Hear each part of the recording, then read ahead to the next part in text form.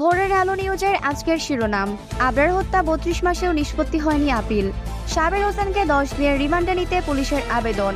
ময়মনসিংহের ধোবাউড়ায় বন্যা পরিস্থিতির আরও অবনতি হয়েছে।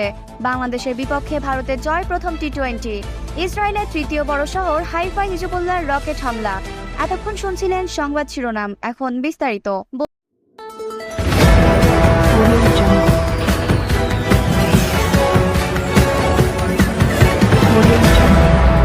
ভোরের আলো নিউজ, সত্যের সন্ধানে সবসময়। ৩২ মাসেও নিষ্পত্তি হয়নি বাংলাদেশ প্রকৌশল বিশ্ববিদ্যালয়ের ছাত্র আবরার ফাহাদ হত্যা মামলার রায়ের বিরুদ্ধে করা আপিল।